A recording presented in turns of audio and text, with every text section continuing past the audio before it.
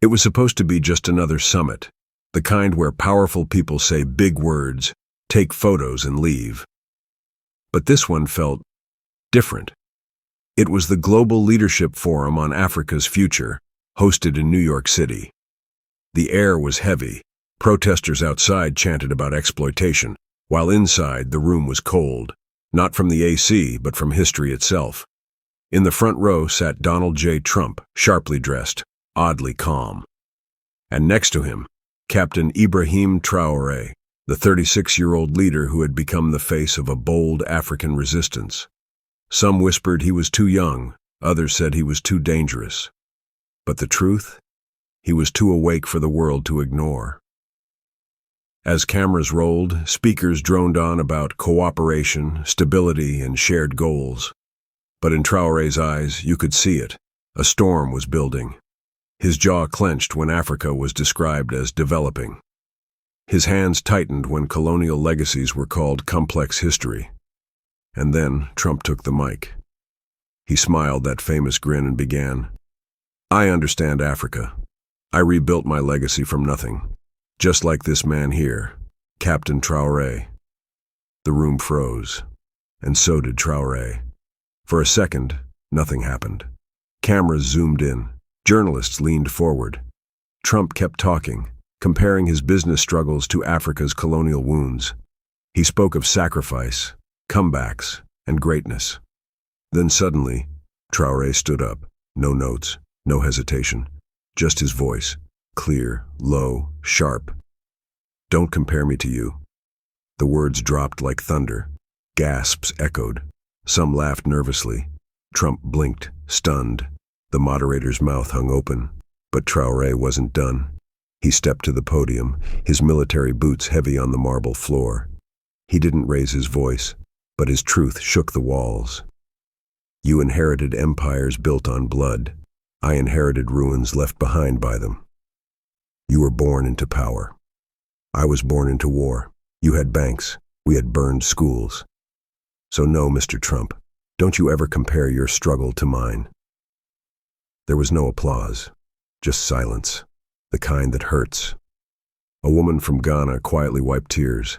A man from Haiti stared blankly at the screen. On social media, hashtags erupted. Traoré vs. Trump. Don't compare me to you. Africa speaks. What started as a summit had turned into a global reckoning. But Traoré wasn't finished, not even close. Traoré looked straight into the crowd. Not at the world leaders, but at the African students sitting in the back row. The ones flown in for representation. His voice softened, but the weight in his words grew heavier. My village had no water. My mother walked miles to sell peanuts just so I could study. At 13, I watched my uncle shot for defending his land. You think we want pity? No, we want the chains gone. The room began shifting. Some delegates looked away. Others whispered. But the youth in the back, they sat taller. This is not about me. It's about what you did to us, and how we rose anyway. You mock Africa, but steal our gold. You call us poor, but drain our oil. You send your cameras to our suffering, but never your justice. A South African diplomat stood up slowly and clapped. Just once, then another, then the whole back row. Trump tried to speak again, but the microphone didn't pick him up, because the world wasn't listening to him anymore. They were listening to Ibrahim Traoré. And what came next would break hearts around the globe. Traoré paused. His eyes dropped, just for a second. Then quietly, he spoke again. "I remember one night, my mother boiled stones in a pot, not because we were cooking, but to trick my baby sister into thinking food was coming." The audience stiffened. The interpreter translating for Western press choked mid-sentence. "She told us to sleep. She said, 'The food is not ready yet.' But there was no food, just stones, water, and a mother's shame." No one moved. "You say I'm dangerous because I fight for Africa's dignity, but you've never seen a child die in their mother's arms because medicine was sent to Europe first." His voice cracked, but just once. Then he lifted his chin again. You built castles on our pain. You held summits while we buried brothers. And now you say, we must work together? No, we must be heard first. The auditorium remained silent. Outside, millions were now watching the live stream. And somewhere in Burkina Faso, in a dusty village with no electricity, a grandmother stared at a neighbor's phone and cried, because her boy was speaking for all of them. The camera accidentally caught it, Trump shifting in his seat, then signaling to one of his aides, but Traoré had already seen it. Don't bother whispering. I know the deal you tried to make last week in Ouagadougou. Gasps. Cameras zoomed in. Trump's eyes widened. You sent envoys, promised millions, asked for access to our lithium mines, said you'd help us grow. But what you meant was, help yourself. The documents flashed on the screen behind him. Leaked papers Traoré had brought. Signatures, emails, a proposal titled Resource Opportunity Strategy. The crowd erupted. You say you understand Africa, then why do you only come when it's time to take? Security shifted nervously, but no one dared interrupt. My country is not a project. It's not a charity. It's not for sale. A child watching in Nairobi whispered to his father, He's not scared of anyone, Baba. And the father, wiping his eyes, replied, No, he's not, because he remembers where he comes from. The moment went viral before it even ended. And still, Traoré wasn't done. Traoré reached into his jacket pocket, slowly, deliberately, and pulled out a letter, written in shaky handwriting. I got this 3 days ago, from a child in Bobo Dioulasso, an orphan. He read it aloud.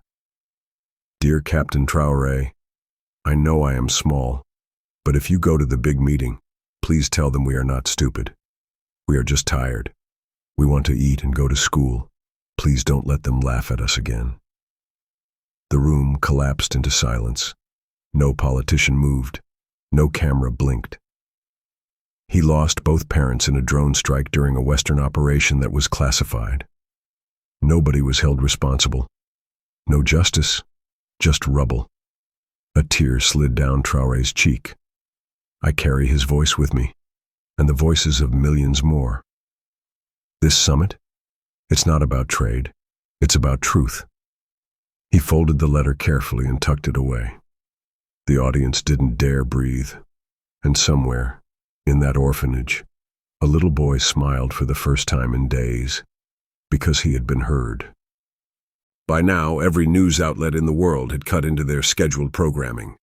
BBC, CNN, Al Jazeera, France 24, all streaming one man, one voice, one truth. Traoré's words were no longer just a speech. They were a mirror, forcing leaders to look at what they'd ignored for generations. One French diplomat stood and walked out, embarrassed or exposed, no one could tell. Trump looked tense. He leaned toward the mic to defend himself, but Traoré beat him to it. Don't talk about foreign aid as if it's a gift. It's repayment. And even that comes with conditions that keep us poor. You poisoned our rivers and sold us the cure. You stole our kings and called us tribes. And now you want credit for helping us stand up?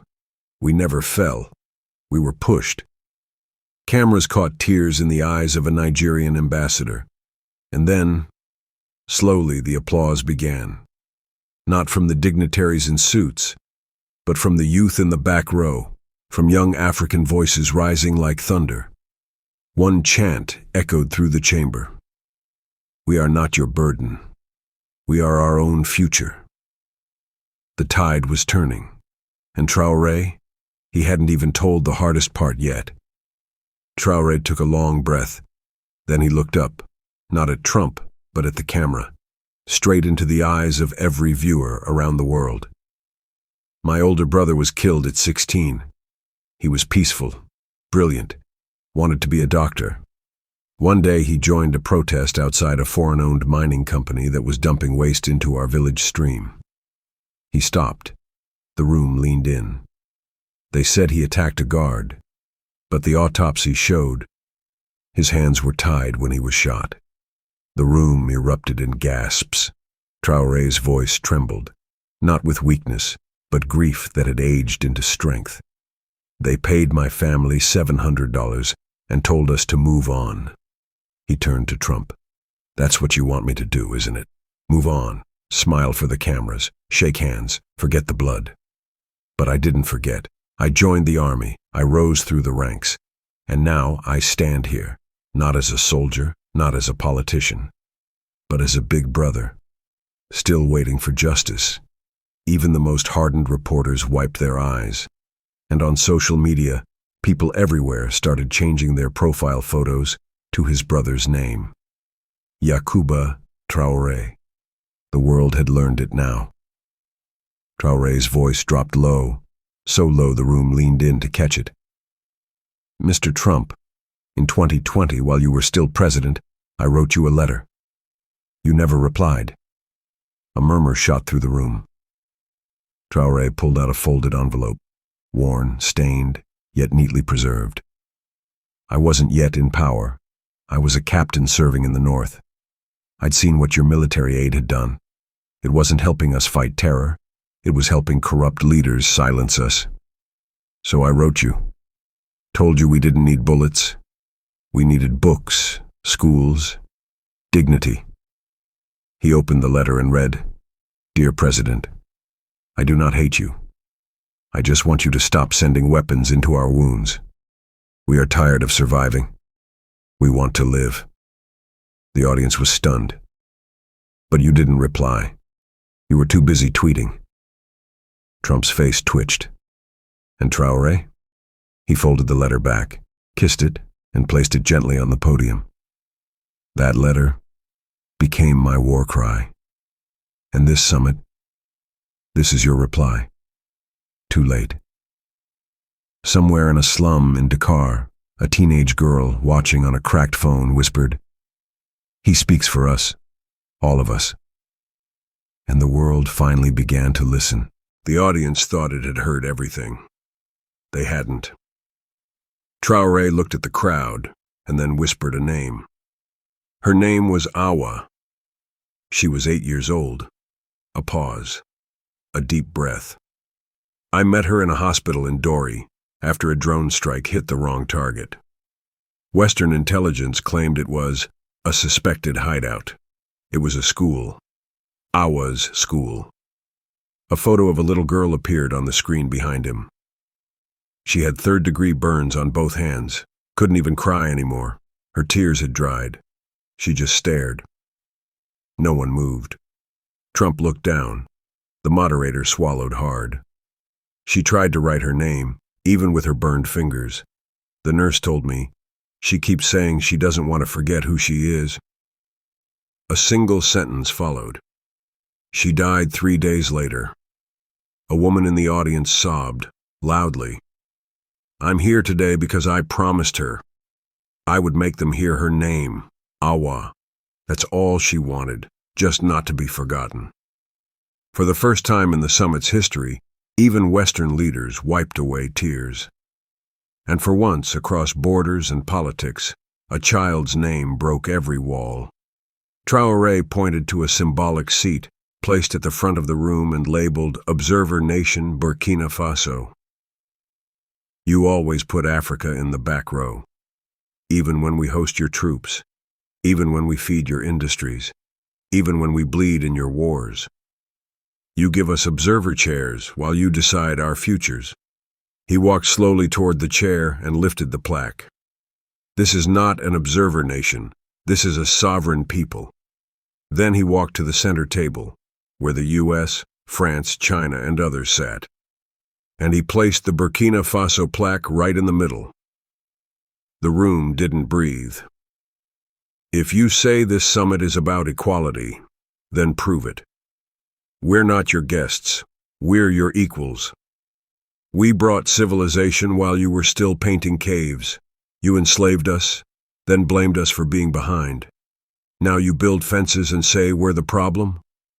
People gasped, but he was calm, measured, heavy with a truth long buried. We are not poor, we were robbed. And somewhere in Nairobi, Lagos, and Bamako, fireworks lit the night sky. Because for once, Africa wasn't waiting to be heard. Africa was speaking, loud, proud, and finally, unafraid. For a long time, no one spoke. Even Trump, who rarely remained silent, seemed strangely still. Traoré stood tall, eyes forward, shoulders square.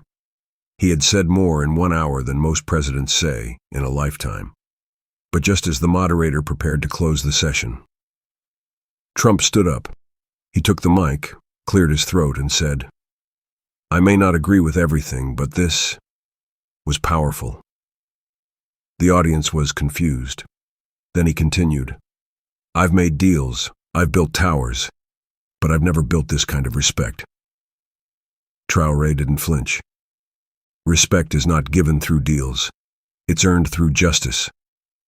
Trump stared at him, nodded once, and sat down. No one clapped. No one cheered. But the tension cracked just slightly.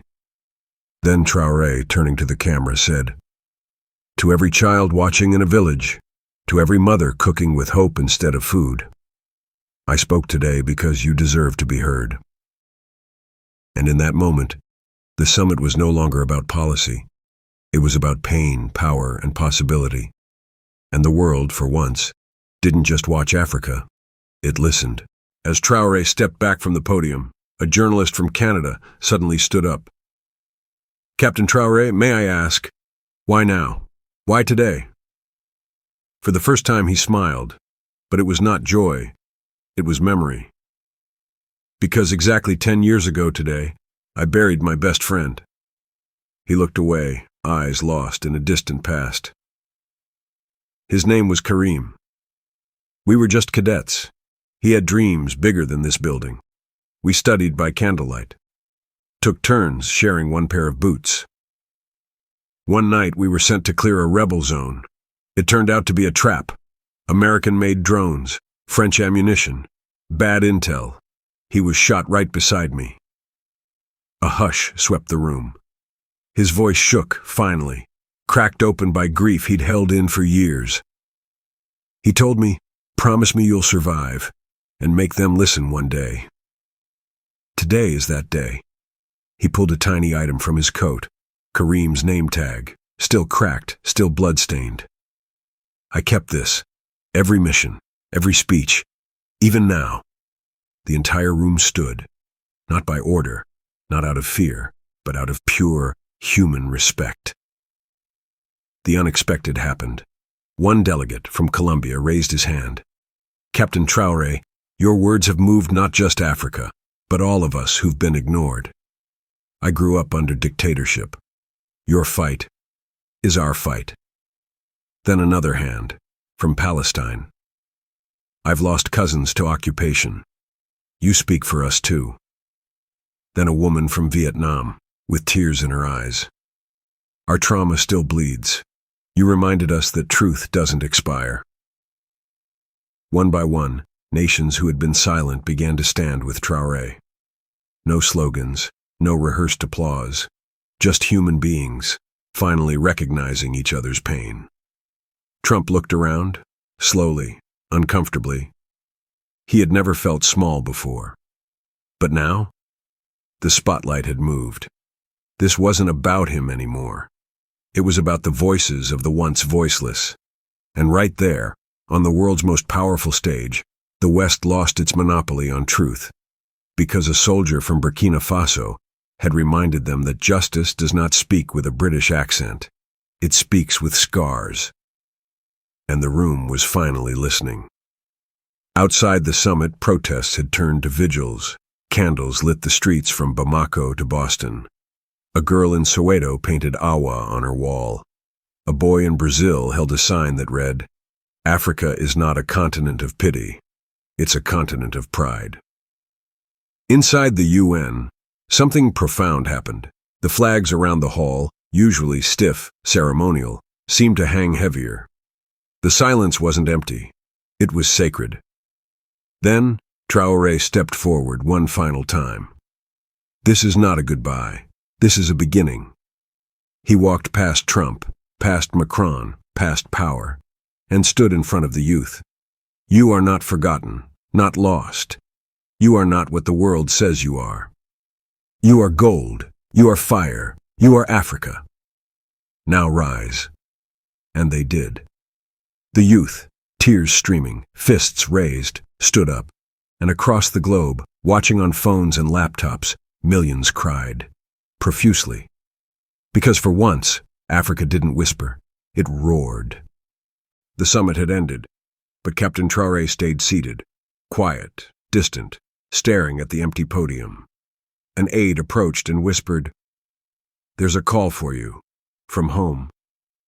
He stepped into a small room backstage. On the other end was a frail, trembling voice. "Ibrahim, it's Mama Fatima," his childhood neighbor. "We saw you, all of us, the whole village." Her voice cracked. "Even your old teacher watched from the hospital bed. He kept saying, 'That's my student. That's my boy.' Until—" She stopped. "Until what?"